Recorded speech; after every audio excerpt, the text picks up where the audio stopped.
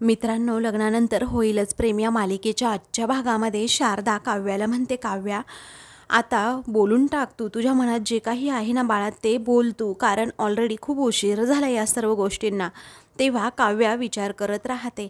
त्यानंतर धनंजय आता लगेचच विचारतो, नक्की कशाबद्दल बोलताय तुम्ही? तेव्हा काव्या आपलं मन घट्ट करते आणि न घाबरता म्हणते की मी सांगते बाबा, असं म्हणून आता ती सगळं सत्य सांगणार असते. तेवढ्यातच आता धनंजयच्या मोबाईलवर एक मेसेज येतो. तेव्हा तो मेसेज अगदी सिरियसपणे तो वाचत असतो. ते पाहून आरू आता विचारते, काय झालं बाबा, कुणाचा मेसेज आहे? त्यावरती धनंजय म्हणतो, काही नाही, शारदासाठी अपॉइंटमेंट घ्यायची आहे ना एन्जिओग्राफीसाठी. एकदा का सगळं चेकअप झालं ना म्हणजे सगळं काही ठरवता येईल असं डॉक्टरांचं म्हणणं आहे. तेव्हा काव्याला आता धक्काच बसतो आणि ती शारदाकडे पाहतच राहते की आईला हार्ट अटॅक आला होता आणि आता एन्जिओग्राफी करायची. खरं तर ही गोष्ट तिला माहीतच नसते आणि म्हणून ती खूप घाबरते आणि तिच्याकडे पाहतच राहते. त्यानंतर धनंजय म्हणतो, खरं तर या सगळ्या गोष्टींमुळे, या सर्व टेन्शनमुळे आपल्या शारदाला हार्ट अटॅक आला होता आणि आता एकदा का एन्जिओग्राफी झाली मग डॉक्टर काय ते ठरवतील. तेव्हा आता लगेचच शारदा म्हणते, अहो पण काव्या काय सांगत होती ते अगोदर आपण ऐकून घेऊयात ना प्लीज. तेव्हा आता धनंजय म्हणतो, हो बेटा बोल ना, तू काय सांगत होतीस? तेव्हा काव्याचा नाईलाज होतो आणि ती म्हणते, काही नाही, अगदी काही एवढं सिरियस नाही, असं म्हणून ती विषय टाळण्याचंच आता पाहते. कारण आईची एन्जिओग्राफी करायची आहे, आईला अजून काही व्हायला नको, आईच्या जीवावर बेतायला नको असं तिला आता वाटतं. तर आता शारदाच्या हातात जे लॉकेट असतं ना ते ती लगेचच आता काव्याला दाखवत म्हणते की अगं सांग याबद्दल. इशारा करून म्हणत असते. तेव्हा काव्या त्याकडे दुर्लक्ष करत म्हणते, उद्या टेस्ट आहे माझी, त्यामुळे मी पुस्तक घ्यायला आले होते इकडे. तेव्हा शारदा म्हणते, काव्या तू काय करतेस बाळा? मग आता ती म्हणते, हो आई, मी ना फक्त पुस्तक घ्यायला आले होते. त्यावेळी शारदा लगेचच ते लॉकेट पुढे करत म्हणते, अहो मी काय म्हणत होते, असं म्हणून ती लॉकेट पुन्हा धनंजयला दाखवणार असते. तेव्हा काव्या शारदाच्या हातावर हात ठेवत ते लॉकेट लपवते आणि म्हणते की आई, तू तुझ्या तब्येतीची अगोदर काळजी घे, तू अगोदर व्यवस्थित बरी हो, तुझी तब्येत सुधारली ना तर बाकीचं सगळं काही व्यवस्थित होईल. असं म्हणून ती लगेच आता रूममध्ये जाते आणि तेथे गेल्यानंतर पर्स अशी त्या खुर्चीवर टाकून देते आणि लगेचच दरवाजा बंद करते आणि तेथे दरवाजाच्या तेथेच खाली बसते. कारण आजही जीवानी माझ्याबद्दल सांगता आलं नाही, कारण आईचं ऑपरेशन करायचं आहे हे काव्याच्या मनात येत असतं. तेव्हा ती आता जीवाच्या आठवणीतच खूप रडू लागते. काय करावं तिला सुचत नसतं. दुसरीकडे आरू आता लगेचच नंदिनीला फोन करते. तेव्हा धनंजय देखील आरूजवळच असतो. मग त्यावेळी आता नंदिनी विचारते, काय ग आरू, अचानक कसा फोन केला, सगळं ठीक आहे ना तिकडे? तेव्हा आता मी कशी काय येणार तिकडे, असं आता नंदिनी विचारते. तर आता काव्या इकडे आली आहे म्हटल्यानंतर मला वाटलं की तू सुद्धा येशील, असं आरू म्हणते. तेव्हा आता नंदिनीला धक्का बसतो आणि ती विचारते, काय काव्या आली आहे का तिकडे? पण मला काही सांगितलं नाही तिने. मग आता तुला सांगूनच आली असेल ना ती, असं आरू विचारते. तेव्हा आता लगेचच नंदिनी म्हणते की अगं नाही, मला नाही सांगून आली ती, आणि आसपास बाबा आहेत का? त्यावेळी आता आरू म्हणते, हो करेक्ट गेस केलंस तू. तेव्हा आता लगेचच धनंजय आरूकडून फोन घेतो आणि मग म्हणतो, नंदिनी बाळा तू सुद्धा यायला हवं होतंस ना गं. तेव्हा आता नंदिनी म्हणते, नाही बाबा तसं काही नाही, अहो ठरलं नव्हतं ना काही, त्यामुळे मी नाही आले. मग तेव्हा धनंजय म्हणतो की हो मला वाटलंच होतं, कारण काव्या अशी अचानक आली आणि मला ना जरा काळजीच वाटली तिची. तेव्हा नंदिनी एकदमच गप्प होऊन जाते, तिला काय करावं सुचत नाही. त्यावेळी धनंजय म्हणतो, अगोदर मुलगी लग्न होऊन सासरी जात नाही तोपर्यंत बापाच्या जीवाला काळजी वाटते, आणि मग लग्न झाल्यानंतर अशी भरल्या घरातून अचानक उठून आली की मग काळजी वाटते. बाळा तू सुद्धा आली असतीस ना तर आम्हा सर्वांना खरंच खूप छान वाटलं असतं, असं धनंजय म्हणतो. अगं सीझनचा पहिला आंबा घेऊन आलो कालच, तेव्हा सुद्धा तुमच्या दोघींची आठवण काढली होती. शारदाने आणि आरुषीने आंबे आणलेत खरे, पण तुम्ही दोघी नाही ना, त्याचा गोडवाच कमी आहे एकदम, असं म्हणून धनंजयचे डोळे आता पाणवतात. त्यावेळी नंदिनी समजावते, बाबा तुम्ही असं का बोलताय, आम्ही सगळे येऊ ना जेवायला, मस्त आमरसपुरीचा बेत करूयात आपण, चालेल ना? तेव्हा धनंजयचे डोळे पाणवतात. मग आता तो म्हणतो की या ना सगळेजण या जेवायला. आणि सुद्धा आता आपले अश्रू पुसते आणि म्हणते बाबा काव्याची तर तुम्ही अजिबात काळजी करू नका, कारण ती लहरी आहे हे तुम्हाला माहीत आहे ना. तिला आईची आठवण आली असेल, तुम्हाला बघावंसं वाटलं असेल आणि म्हणूनच ती तुमच्याकडे आली. बाकी आई बरी आहे ना असं ती विचारते. मग आता धनंजय म्हणतो हो ती बरी आहे, पण तुम्ही सर्वजण ठीक आहात ना बाळा. नंदिनी म्हणते हो आम्ही सर्वजण ठीक आहोत. धनंजय म्हणतो काळजी घ्या हां. नंदिनी म्हणते हो आम्ही घेतोच आमची काळजी, तुम्ही पण घ्या तुमची काळजी. असं म्हणून दोघेही आता फोन ठेवतात. तर नंदिनी आता एकदमच काळजीत असते. तेवढ्यातच मानिनी आता नंदिनीला आवाज देत तेथे येते. तेव्हा लगेचच आता मानिनी विचारते ऐक ना नंदिनी, काव्याला कुठे बघितलंस का ग तू. तेव्हा नंदिनीला जरा शॉक बसतो की आता काय सांगावं. तेव्हा नंदिनी म्हणते हो अहो ती आईकडे गेलीये. त्यावेळी मानिनी विचारते काय आत्ता एवढ्या रात्री. मग आता नंदिनी म्हणते हो अहो गेली ती. तेव्हा आता मानिनी लगेचच विचारते की एकटीच गेली का ती, कारण पार्थने सोडलं असतं ना तिला. बरं असो कधी येणार आहे ती. तेव्हा नंदिनी म्हणते की येईल लवकरच ती. मग आता मानिनी विचारते अच्छा कधी येणार आहे हे तिने तुला सुद्धा सांगितलं नाही का. मग आता नंदिनी म्हणते मला सांगितलंय तिने, तरीही तिला फोन करून मी विचारते हां. तेव्हा आता लगेचच मानिनी म्हणते मी चवळी भिजत घालत होते, पण मला माहीत नाही ना तुम्हा दोघींना चालते की नाही ते. मी तिला शोधत होते, चालते ना तिला पण. मग आता नंदिनी म्हणते हो हो चालते काही हरकत नाही. त्यावरती बाबा झोपले का असं नंदिनी विचारते. मग आता मानिनी म्हणते नाही ग इतक्यात काय झोप लागते त्यांना, कारण रम्याने जे काही केलं ना बाळा ते चांगलं नाही केलं. आता आशिष भाऊजींना फोन करण्याचा ते प्रयत्न करतायत, परंतु स्विच ऑफ येतोय. बघू आता काय होतंय ते. तर दुसरीकडे काव्य आता खूपच रडत असते आणि म्हणते की मी नाही सांगू शकत माझ्या प्रेमाबद्दल आत्ता, असं म्हणून ती खूपच रडत असते आणि म्हणते मी जर आत्ता काही बोलले तर माझ्या एका कबुलीमुळे माझ्या आईची तब्येत खरंच खूप बिघडेल आणि बाबांनासुद्धा अगदी वेगळा त्रास होईल. पण नाही माझ्या आनंदासाठी मी यांना अजिबातच त्रास नाही देऊ शकत, असं काव्या मनाशी ठरवते. अजून काही दिवस माझं प्रेम असं माझ्या आतमध्ये लपून ठेवावंच लागेल, फक्त अजून काही दिवस, असं म्हणून ती ते लॉकेट आता आपल्या हातात घेते आणि अशी छातीजवळ धरते आणि तिला जीवाची खूप आठवण येत असते. त्यानंतर ती आता लगेचच उठते, ते लॉकेट पुन्हा एकदा कपाटात ठेवून देते आणि तेथून एक पुस्तक घेते आणि पुन्हा आपल्या रूमकडे अगदी प्रेमानेच पाहत असते. तिला तेथून आता जावंसंच वाटत नसतं, परंतु आता तिचाही नाईलाज असतो. मग आता ती कसेबसे आपले अश्रू पुसते आणि लगेचच हॉलमध्ये येते. म्हणते की आई बाबा अहो काय झालं, तुम्ही तिघे एवढे टेन्शनमध्ये का बसलात. अहो सहज तुम्हाला भेटायला आले होते, मी हे पुस्तक घ्यायला आले होते इतकंच. चेहरे बघा जरा तुमचे आणि हसा जरा. त्यानंतर काव्या आता काळजीनेच विचारते की आई तू गोळ्या औषधं व्यवस्थित घेतीये ना, बाबा घेतीये ना आई व्यवस्थित गोळ्या औषधं. तेव्हा आता धनंजय म्हणतो हो. काव्या सांगते बाबा जर आईने गोळ्या औषधं व्यवस्थित घेतली नाही वेळेत तर सरळ मला फोन करायचा. तेव्हा आरू म्हणते आम्ही तुला फोन करू ग, आमचा कॉल रिसीव करशील ना.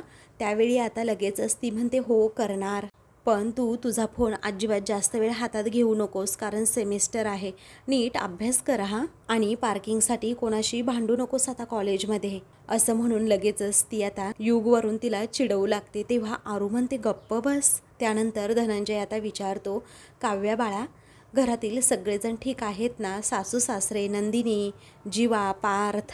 त्यावेळी काव्या हसतच म्हणते हो बाबा सगळेजण ठीक आहेत, तुम्ही अजिबात काही काळजी करू नका असं ती म्हणते.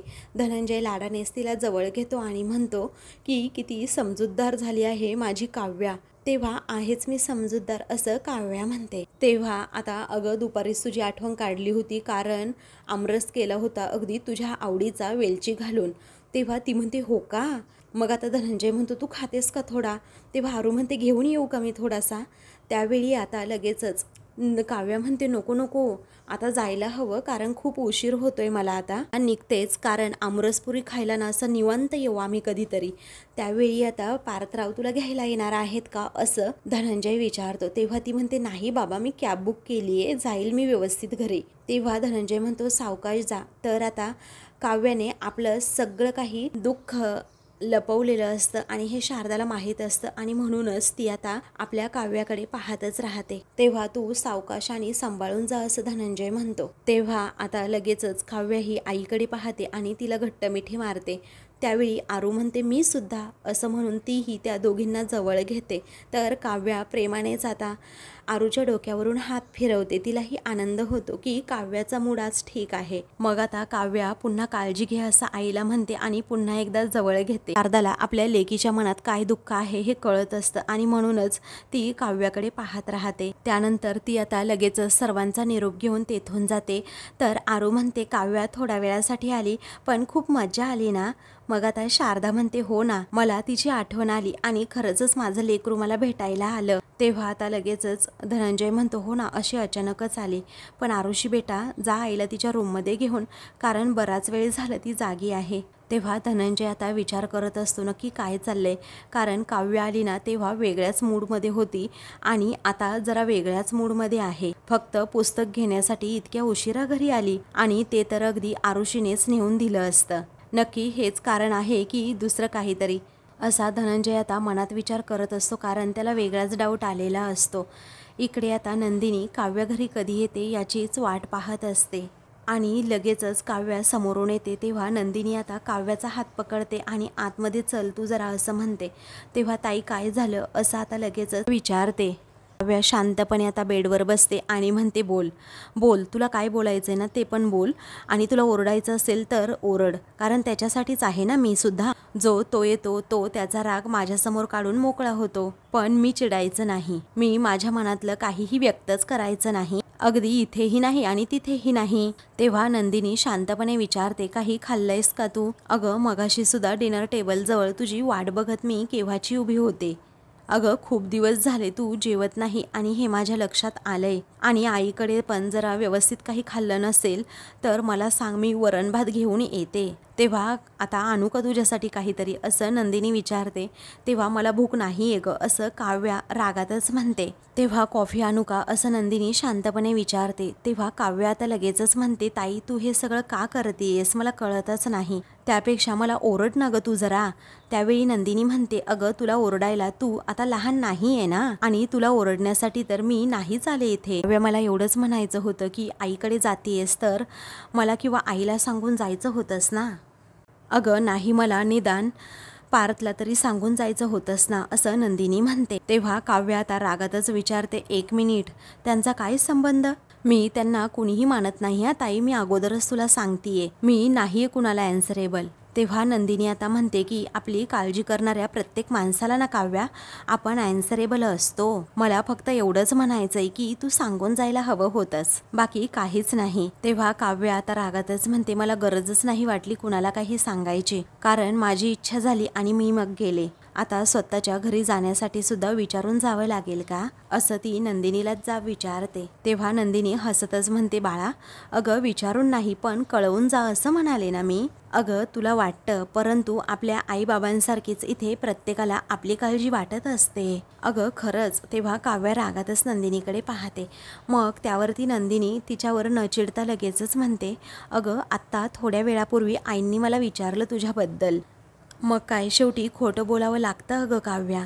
तेव्हा काव्य अजूनच नंदिनीकडे रागात पाहते आणि का बरं खोटं कशाला बोललीस असाच नंदिनीला ती जाब विचारते. अगं जे काही आहे ते खरं खरं सांगायचं, आणि इथून पुढे ना एक काम कर, जर कुणी काही विचारलं माझ्याबद्दल तर त्यांना सांगा की काव्या गेली आपल्याला सोडून.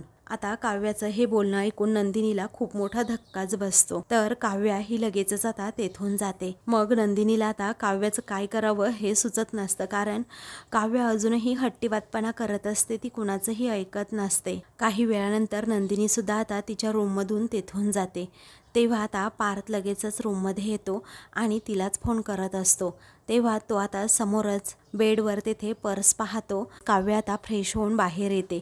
मग आता तो लगेचच विचारतो काय अहो कुठे गेला होतात तुम्ही, कुठे होतात कुठे, किती फोन केले, किती मेसेजेस केले, एकही रिप्लाय नाही, इथे काळजी वाटते की नाही माणसाला. तेव्हा काव्य आता काहीच ॲन्सर देत नाही. ते पाहून आता लगेचच तो तिच्या डोळ्यासमोर असा मोबाईल धरतो आणि म्हणतो हॅलो एक्सक्यूज मी तुमच्याबरोबर बोलतोय, कळत नाही का तुम्हाला?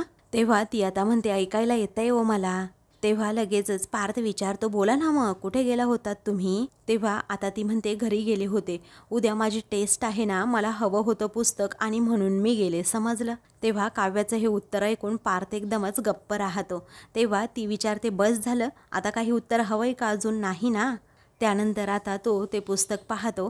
तर आता तो म्हणतो, भाऊ अंतरीचे, अहो ही तर कादंबरी आहे, तुम्ही टेस्टमध्ये काय या कादंबरीतलं वाचून लिहिणार होतात की काय? तुम्ही खोटं बोलताय ना, सांगा बरं? तेव्हा काव्या पुस्तक हिसकावून घेत घेत म्हणते की खोटं कशाला बोलू मी खरं बोलतेय, मी माझ्या घरीच गेले होते आणि माझ्या घरूनच मी हे पुस्तकसुद्धा घेऊन आली आहे. आणि माझ्यावर विश्वास नसेल तर त्यांना फोन करून विचारा, समजलं? तेव्हा पार्थ आता एकदम घाबरतोच, कारण काव्या खूप मोठ्या मोठ्याने बोलत असते. तर आता लगेचच काव्या म्हणते, तुमची सुद्धा ना कमाल आहे पार्थ, प्रत्येक वेळी ना मी जरी कुठे गेले ना बाहेर तरी लगेच तुम्हाला जाणून घ्यायचं असतं, विचारायचं असतं की तू कुठे गेली होतीस, कधीतरी का गेला होतात असा प्रश्नसुद्धा विचारा ना. कारण आता सुद्धा घरी जाण्यासाठी पुस्तक हे कारण नव्हतंच, खरं कारण हे होतं की मला या घरामध्ये ना खूप म्हणजे खूप त्रास होतोय, मी गुदमरतीये, माझा घुसमटून अक्षरशः इथे जीव जातोय, असं म्हणून ती आता त्याच्याकडे पाठ फिरवते आणि रडतच म्हणते, खूप आठवण आली होती मला माझ्या आईची, असं वाटत होतं की घरी जाऊन सरळ माझ्या आईच्या कुशीत जाऊन रडावं, तेही करू शकले नाही कारण आईची तब्येत बरी नाहीये ना म्हणून. आणि कसं असताना पार कुठलीही लग्न झालेली मुलगी असं न सांगता एकटी जेव्हा अचानक तिच्या घरी जाते ना, तिला मायेने जवळ घेण्या अगोदर 50 प्रश्न अगोदर विचारले जातात. तुला काय झालं बाळा असं नाही कधी विचारत, तिला नेहमी हेच विचारलं जातं की तू अचानक कशी आलीस? तेव्हा पार्थ हा काव्याकडे पाहतच राहतो, त्यालाही तिच्या मनातील ते दुःख समजतं. त्यानंतर लगेचच विचारतात की तू एकटीच आली का, जावई नाही आले का, की ते तुला सोडून पुन्हा गेले? हे असं सगळं विचारतात. तिला हे कधीच विचारत नाही की तू ठीक आहेस ना, असं काव्या रडतच आपलं मन आता पार्थ समोरच मोकळं करू लागते. हे तिला तिचंच कळत नाही. तिला हे विचारत नाही कधी की तू ठीक आहेस का, तिला हे विचारलं जातं की सासरी तू काही करून तर नाही आलीस ना. तिला हे का नाही विचारत की तू तिकडे आनंदात राहतेस की नाही, तुला आठवण तर येत नाही ना आमची, हे का नाही विचारत तिकडे, असं म्हणून काव्य आपल्या मनातील दुःख आता व्यक्त करते. अहो पार्थ सगळीकडे असंच होतं आणि आज आमच्याही घरी ना हे असंच घडलं, कारण आईची बिघडलेली तब्येत बघून मी काहीच नाही बोलू शकले. तिला जर तिच्या या अशा अवस्थेत मी सांगितलं असतं की आई हे सगळं माझ्या मनाविरुद्ध घडतंय आणि हे ऐकूनच तिला अजून त्रास सुद्धा झाला असता, म्हणून मला जे काही बोलायचं होतं ना ते सगळं पुन्हा एकदा गिळून टाकलं, पुन्हा एकदा परत इकडे आले, काय करणार मग मी? तेव्हा काव्याचं हे दुःख ऐकून आता पार्थच्या सुद्धा डोळ्यात पाणी येतं आणि तो तिच्याकडे पाहतच राहतो. मग त्यानंतर आता काव्या ही थोडीशी रागातच विचारते, बोला ना अजून काय जाणून घ्यायचंय तुम्हाला, विचारा, तुम्हाला जे काही विचारायचं असेल ते, तुम्ही ना नुसते आपले प्रश्न विचारत राहा, आहात ना तुम्ही एवढे हुशार, तरी कसं नाही समजतो तुम्हाला माझी मेंटल स्टेट आता कशी आहे, एवढी साधी गोष्ट सुद्धा तुम्हाला समजून घेता येणार नाही का? अहो पार्थ, मी माझ्या मर्जीने आता घरी सुद्धा जाऊ शकत नाही का, असं काव्या खूपच रागात त्याला जाब विचारते. तेव्हा तो काहीच न बोलता फक्त तिच्याकडे पाहत राहतो, कारण काव्याची आता सध्या काय मनस्थिती आहे, तिच्या मनात काय दुःख आहे ना हे त्याला जाणून घ्यायचं असतं. तर आता ती बेडवर बसून खूप म्हणजे खूपच रडू लागते, कारण तिच्या मनासारखं तर या घरात काही म्हणजे काहीच घडत नसतं. तेव्हा तो तिच्या शेजारी बसतो आणि म्हणतो, प्लीज तुम्ही रडू नका, अहो तुम्ही तुमच्या घरीच काय कुठेही गेला ना तरीही मला काही प्रॉब्लेम नाही, फक्त एवढंच की जाताना सांगून जात जा, कारण त्या घरातल्यांमध्ये ना सुद्धा मी आहे, मला काळजी वाटते तुमची, कारण तुम्ही घरात नसलात, तुम्हाला लेट झालं आणि तुम्हाला काही झालं तर चिंता वाटते मला सुद्धा. आय नो, नवरा म्हणून मी तुम्हाला मान्य नाहीये, मित्र म्हणून मी तुम्हाला आवडत नाही, पण काळजीला कुठलंही लेबल नसतं, त्यामुळे माझी एक विनंती आहे तुम्हाला, माझी फक्त तुम्ही काळजी अशी नाकारू नका, असं तो स्पष्टपणे काव्याला म्हणतो. तेव्हा काव्या आता त्याच्याकडे पाहतच राहते. आता तिलाही समजतं की पार्थसुद्धा माझी काळजी करतायत आणि मी त्यांना ॲन्सरेबल आहे, तेव्हा ती खूप वेळ त्याच्याकडे पाहत राहते, तर पार्थसुद्धा तिच्याकडे पाहतो. त्यानंतर तो लगेचच आता तेथून जातो. तर काव्य आता पार्थचाच विचार करते. तर आता मित्रांनो, पुढील भागामध्ये नंदिनी, पार्थ, त्याचबरोबर जीवा आणि काव्या हे सर्वजण डायनिंग टेबलवर बसलेले असतात. तेव्हा काव्या म्हणते, काहीही म्हणा, पण मला ना रम्याचं खरंच खूप कौतुक वाटतं. तेव्हा जीवा आता धक्क्यानेच तिच्याकडे पाहतो. मग आता काव्या ही जीवाकडे पाहत म्हणते की सर्वांसमोर आपलं प्रेम कबूल करायला ना जरा हिंमतसुद्धा लागते. तेव्हा पार्थ आता काव्याकडे पाहतच राहतो. मग आता जीवा पण रागातच म्हणतो, हो ना, आपल्या प्रेमासाठी वाट बघायला ना सुद्धा हिंमतच लागते. तेव्हा काव्याला आता जीवाचा खूपच राग येतो. नंदिनी म्हणते, परंतु अनेक वेळेला आपल्या प्रेमाची आहुती देऊन पुढे आलेल्या आयुष्याला सामोरं जावं लागतंच अगं काव्या. तेव्हा काव्या आता रागातच म्हणते, पण ही आहुती देणारी माणसं आयुष्यभर अशी कुढत जगत राहतात. तेव्हा असं म्हणून ती जीवाकडे पाहते, तर जीवाच्या डोळ्यात पाणी येतं. पार्थसुद्धा आता लगेचच काव्याकडे पाहतो आणि त्याला जरा वेगळाच संशय येतो. मग आता जीवा आणि पार्थ दोघेही शांत राहतात आणि नंदिनीसुद्धा. मग आता काव्या जाब विचारते, असे शांत का झालात? बोला ना आता, काय बोलायचं आहे ते. अशाच मालिकेंचे पुढील भाग पाहण्यासाठी चॅनलला सबस्क्राईब करा.